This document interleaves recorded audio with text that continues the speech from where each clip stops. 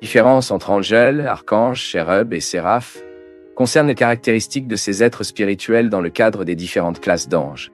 Selon la Bible, les anges sont des êtres incorporels qui servent le Seigneur et accomplissent certains de leurs objectifs. Mais il est également vrai que le texte biblique indique toujours qu'il existe une hiérarchie entre ces êtres et que tous ne sont pas du même genre. Il est donc en ce sens que la différence entre angels, archanges, chérubs et séraphim est évidente. Oui, tous sont des êtres spirituels créés par Dieu, mais avec des caractéristiques et des fonctions distinctes. Et c'est exactement ce dont nous parlerons maintenant. Donc si vous avez cette question sur la différence entre angels, archanges, chérubs et séraphim, regardez cette vidéo jusqu'à la fin. Commençons d'abord à comprendre la différence entre angels et archanges. Puis nous suivons pour comprendre la différence entre le chérubin et le bon séraphim.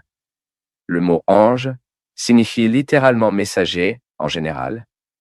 Ce mot peut être utilisé pour désigner toutes sortes d'êtres spirituels au service de Dieu. Pourquoi? Parce que, dans une certaine mesure, tous ces êtres sont vos messagers. Oui, même ceux qui semblent être complètement dédiés au culte céleste, servant directement devant le trône de Dieu, sont toujours des messagers. Messagers de quoi? De la gloire et de la majesté du Seigneur. Et lorsque nous lisons la Bible, nous pouvons réaliser que les anges étaient souvent impliqués dans les sujets de l'histoire de la rédemption sur terre. Les textes bibliques enregistrent diverses occasions lorsque les anges ont servi le peuple de Dieu, comme porteurs du message divin, ou comme les agents de Dieu dans la protection des croyances. Et en ce sens, sans aucun doute, l'ange le plus connu de la Bible, qui a été accusé de transmettre la volonté de Dieu aux hommes, était l'ange Gabriel. Je suis sûr que vous avez entendu parler de l'ange Gabriel. Mais Gabriel est probablement aussi un ange d'une catégorie supérieure, car il est présenté dans la Bible comme un ange qui est constamment en présence de Dieu. Nous pouvons comprendre cela dans l'Évangile selon Luc dans le chapitre 1, et le verset 19, où le texte biblique dit que l'ange suivant a répondu « Je suis Gabriel, qui est toujours en présence de Dieu. J'ai été envoyé pour vous transmettre ces bonnes nouvelles. » Ce texte enregistre l'apparition de l'ange Gabriel au prêtre de Zacharia pour annoncer la naissance improbable de son fils, le prophète Jean-Baptiste. Donc, récapituler, les anges sont les êtres spirituels qui sont au service de Dieu comme leurs agents, leurs messagers. Même il y a aussi les anges déchus, qui sont les êtres spirituels qui ont abandonné leur état d'origine et se sont rebellés contre Dieu. Et ces anges déchus sont tous sous le jugement divin. Le mot archange signifie l'ange principal. Ici, il est donc facile de comprendre que l'archange est un être céleste qui a le plus haut degré d'autorité et de pouvoir parmi les anges. Et une curiosité fait intéressant, la Bible ne mentionne jamais le mot archange au pluriel et nomme seulement un seul archange, qui est Miguel. Par conséquent, de nombreux chercheurs soutiennent que Miguel est le seul archange qui existe, bien que la Bible ne soit pas concluante à ce sujet. En fait, cela peut même être un thème pour une prochaine vidéo, donc si vous avez cette curiosité sur le nombre d'archanges, laissez votre commentaire pour que je puisse savoir. Mais pour l'instant, nous pouvons dire que Michael soit le seul archange ou non, il est correct de comprendre que, autant qu'un archange est puissant et influent, sa puissance et son autorité viennent de Dieu. Ceci est important parce que certaines personnes confondent Michael avec la personne divine, plus spécifiquement avec la personne de Jésus, fils de Dieu. Mais évidemment, c'est une erreur.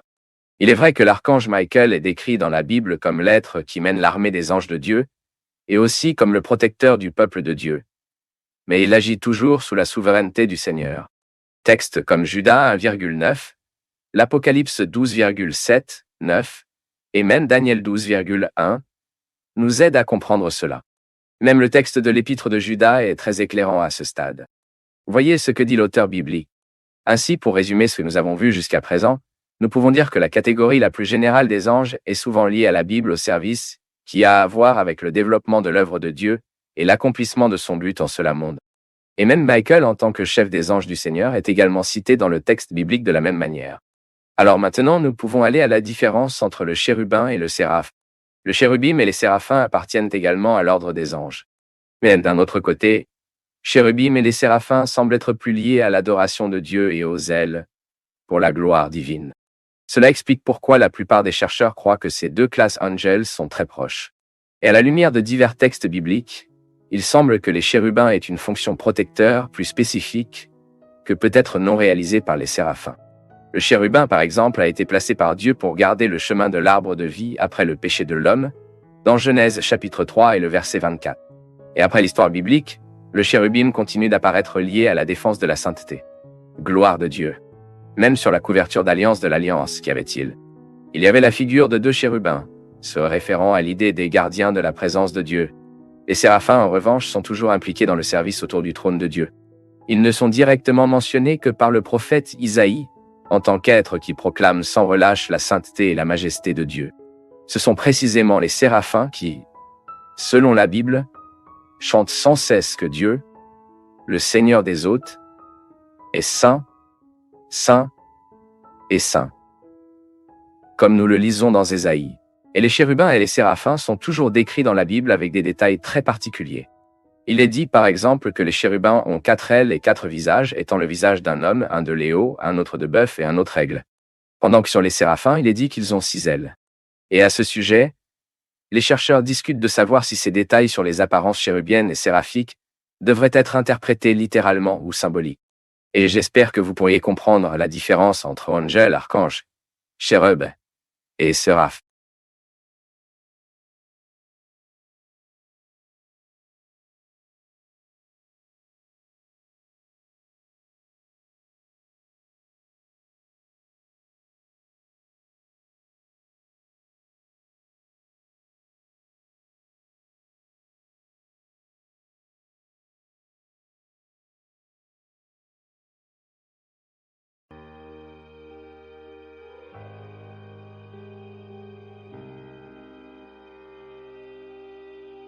Après avoir célébré les dernières Pâques et institué la soupée du Seigneur, la Bible dit que Jésus est allé au mont des Olives dans un endroit appelé Gethsémane. Et la Bible enregistre en détail tout ce qui est arrivé à Jésus dans Gethsémane. Ce jardin était l'endroit où les derniers événements qui ont précédé l'arrestation du Seigneur Jésus se sont produits. Dans Gethsémane, Jésus a prié le Père. Dans Gethsémane, Jésus a eu sa trahison consommée par Judas. À Gethsémane, Jésus a guéri le Malco. À Gethsémane, Jésus a déclaré sa divinité et aussi dans Gethsémane, il s'est rendu aux soldats qui y sont allés pour l'arrêter. Selon le texte biblique, Gethsémane était un jardin qui était quelque part lié au mont Olive à travers le Ribeiro de Cédron. C'était probablement un bosquet d'oliviers. Et en arrivant à Gethsémane, Jésus a donné l'ordre à ses disciples d'attendre à un certain endroit pendant qu'il allait un peu plus loin pour prier. Et Jésus a pris avec seulement Peter, James et John, ses disciples les plus proches. Mais sans aucun doute, le temps que Jésus était dans Gethsémane n'a pas été facile pour lui. Même il a dit à ses 3 disciples les plus proches que son âme était profondément triste. Triste jusqu'à la mort. Puis il a demandé aux 3 disciples de regarder avec lui pendant cette nuit. Peu de temps après, Jésus est allé dans un endroit légèrement plus réservé et prosterné sur son visage. Il a prié le Père. Cependant, ce n'est pas comme je veux, mais comment vous le voulez. La prière de Jésus dans Gethsémane était si intense que l'écrivain d'Hébreux dit que Jésus a pleuré au Père avec des larmes. Certains commentateurs disent même que la prière de Jésus dans Gethsémane a peut-être donné naissance à la coutume chrétienne de l'agence. Nous ne savons pas, mais c'est peut-être vraiment ça que les Juifs priaient généralement debout. Et l'évangéliste Lucas apporte également 2 informations importantes sur ce qui est arrivé à Jésus dans Gethsémane alors qu'il priait. L'écrivain biblique dit que telle était l'angoisse du Christ, que sa sueur est devenue comme des gouttes de sang tombant sur terre. Et Lucas informe également qu'un ange du ciel semblait réconforter Jésus. Telle était sa remise. Matthieu clarifie toujours que cette nuit-là, Jésus a prié 3 fois dans le jardin de Gethsémane. Mais dans l'intervalle entre une prière et une autre, Jésus a toujours trouvé ses disciples dormants. Et c'est dans ce contexte que Jésus a fait l'exhortation que nous connaissons tous. Regardez et priez, afin que vous n'entrez pas de tentation. En fait, l'esprit est prêt, mais la chair est faible. La Sainte Bible dit également qu'à un moment de la nuit, Judas Iscario est arrivé à Gethsémane accompagné des gardes du temple et aussi des soldats romains. Et Judas a identifié Jésus à Gethsémane, le saluant avec un baiser sur le visage. Et les chercheurs disent qu'il n'était pas rare que la garde du temple montre un comportement violent et agressif. De plus, la garde du temple et les légionnaires romains portaient des armes. L'apôtre John et l'évangéliste Marcos enregistrent même qu'il y avait parmi eux qui étaient armés de clous et de torches. C'est pourquoi, selon les mots de Jésus lui-même, ces gens étaient allés l'arrêter comme s'il était un vrai criminel. Mais la véritable identité de Jésus était sur le point d'être révélée une fois de plus, juste là, sous les yeux de ceux qui sont allés à Gethsémane pour l'apprendre. C'est parce que les textes bibliques sur Jésus dans Gethsémane révèlent à la fois son humanité et sa divinité. Si d'une part nous pouvons voir Jésus crier au Père dans un état d'angoisse si grand au point que sa sueur devient comme du sang, d'autre part nous pouvons le voir comme le vrai Fils de Dieu, capable d'effectuer des miracles avec le pouvoir de prétendre revendiquer des miracles à présence de plus de 12 légions d'anges. Suivant l'histoire, la Bible dit que Jésus lui-même a demandé au groupe de soldats de qui il cherchait. Les gardes et les officiers ont répondu à Jésus qu'ils avaient cherché Jésus de Nazareth. Si rapidement Jésus a répondu « C'est moi ». Mais quand Jésus s'est identifié de cette manière en le disant, le texte biblique dit que tous ceux qui étaient là sont tombés au sol. Alors oui, celui qui criait à son Père avec la sueur et les larmes était aussi le roi de l'univers. Celui qui soutient toute chose avec la puissance de sa puissance, et en présence duquel aucun homme ne peut résister. Ici, sans aucun doute, le lien entre la réponse de Jésus est très important en disant que moi est le nom personnel de Dieu révélé tout au long de l'Ancien Testament traduit par moi. Ces hommes étaient donc très bien équipés pour arrêter Jésus, mais ne pouvaient pas résister au poids de la majesté du Fils de Dieu.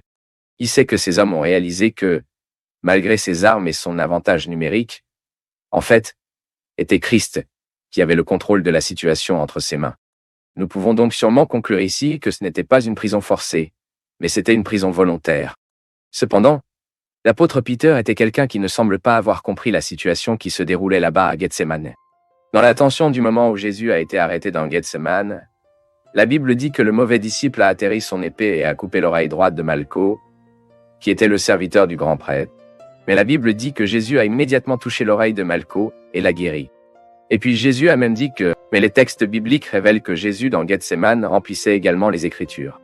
C'est pourquoi dans Matthieu chapitre 26, donc rien ne secourait votre fidélité à la parole. Le plan de salut conçu avant que le fondement du monde n'échouerait pas. Les promesses annoncées depuis le début ne seraient pas frustrées. En fait, nous pouvons être sûrs que rien, absolument rien, ferait détourner Jésus-Christ du chemin de la croix.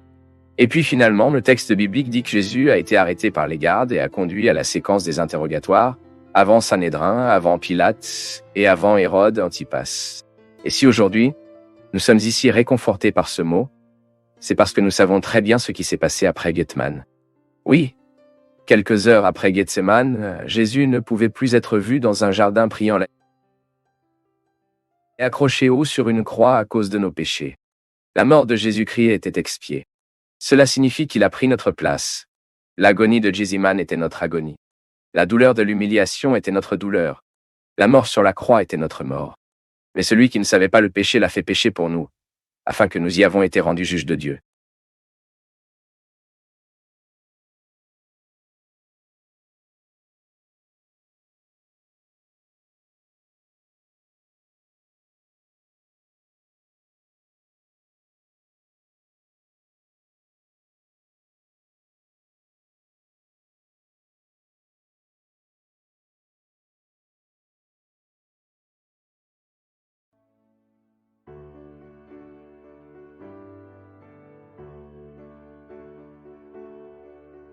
La parabole des deux enfants montre qu'il ne sert à rien de dire et de ne pas faire.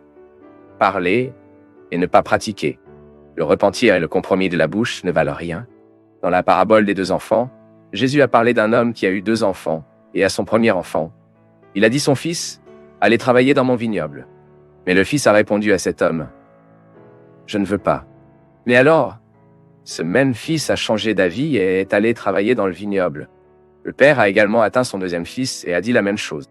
Autrement dit, il a également invité le deuxième enfant à travailler sur son vignoble. Et le deuxième enfant a dit oui, qu'il travaillerait dans le vignoble. Seulement à la fin, il n'est pas allé. Ensuite, Jésus, face à cette photo, et les gens qui ont entendu la parabole des 2 enfants, évidemment, ont dû répondre que c'était le premier enfant. Alors, dans ce point, le Seigneur Jésus a dit à ses auditeurs que les publicains et les prostituées entraient devant eux dans le royaume de Dieu. Et puis, suivant le texte, il continue de dire, « Parce que John est venu vous montrer le chemin de la justice et vous ne croyez pas en lui. Mais les publicains et les harlots croyaient. Et même après l'avoir vu, vous n'avez pas répété ou cru en lui. » Eh bien, comme vous pouvez le voir, la première chose que nous devons considérer ici est le contexte dans lequel le Seigneur Jésus a dit à cette parabole. Et nous savons que Jésus a raconté la parabole des 2 enfants déjà à Jérusalem, au cours de la semaine de sa crucifixion, après 2 événements très importants, 2 événements très emblématiques qui sont enregistrés dans les évangiles. Le premier était l'entrée triomphante, et le second, par conséquent, était la purification du temple. Et ces événements ont laissé les prêtres et les anciens des gens très en colère. Et ils étaient remettre en question le Seigneur Jésus sur quelle autorité il avait fait cela. Il était triomphalement entré dans la ville de Jérusalem, acclamé par la foule, puis purifié le temple. Ensuite, Jésus a prononcé cette parabole aux dirigeants juifs précisément pour répondre à cette question qu'ils lui ont posée. Et quelle est la signification alors de cette parabole? Eh bien,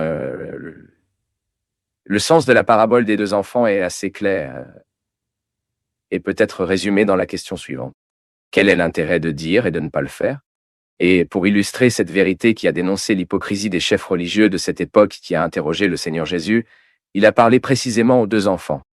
Le premier enfant représentait des personnes méprisées par la société juive, c'est-à-dire les publicains, les pécheurs, les prostituées, c'est-à-dire les personnes qui étaient considérées comme indignes d'avoir une relation avec Dieu selon le point de vue de ces chefs religieux. Seulement, dans la parabole, Jésus indique clairement que ces gens, au début, n'étaient pas vraiment intéressés par l'annonce du royaume de Dieu. Mais ensuite, ils ont regretté et cru. Autrement dit, en d'autres termes, avec leur mode de vie, ces gens ont initialement refusé les commandements de Dieu, mais finalement ils regrettent et ont commencé à faire leur volonté. Le deuxième enfant, en revanche, représentait les chefs religieux hypocrites des Juifs, qui ont d'abord dit s'engager dans le royaume de Dieu, mais en réalité, ils étaient très loin de lui. C'est pourquoi ces chefs religieux ont agi comme un deuxième enfant. Apparemment, ils ont accepté de suivre la parole de Dieu, mais au final, le résultat n'était qu'une désobéissance.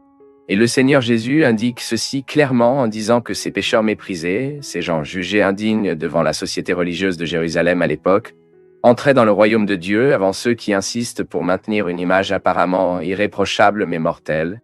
Corrompus, ce dernier a dit qu'ils obéissaient à Dieu, mais ils n'obéissaient pas du tout à Dieu. Puis, selon la parabole des deux enfants, le premier groupe avait trouvé le salut, tandis que le deuxième groupe a été dupe dans leur propre hypocrisie. Et que pouvons-nous réfléchir sur cette parabole des deux enfants? Eh bien, nous pouvons apprendre ici que le vrai repentir ne se traduit pas seulement en mots, mais surtout en action. Autrement dit, il ne sert à rien de dire qu'il est attaché au royaume de Dieu. En fait, en être efficacement un participant et vivre selon cette nouvelle réalité. Il y a des gens qui disent aimer Dieu, faire la volonté de Dieu, servir Dieu, mais dans la pratique, cela n'est pas confirmé. Et ici, nous pouvons même citer l'exhortation que nous trouvons dans l'épître de James, où il dit ce qui suit, sont des praticiens de la parole, et pas seulement des auditeurs.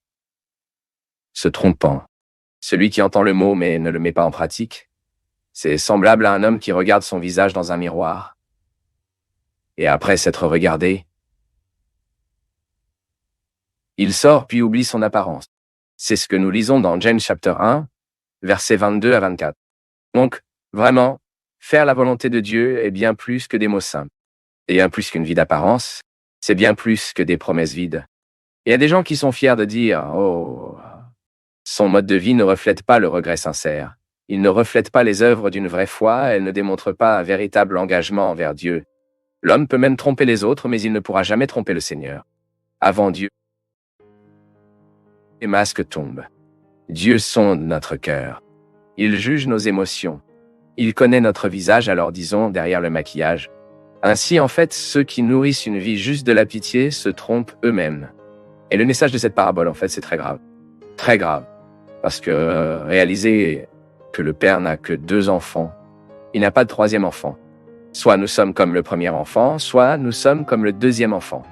Il n'y a pas de 3e option. Eh bien, j'espère que vous avez compris le sens de la parabole des 2 enfants ici en un mot, non? Et que ce message a servi à son bâtiment.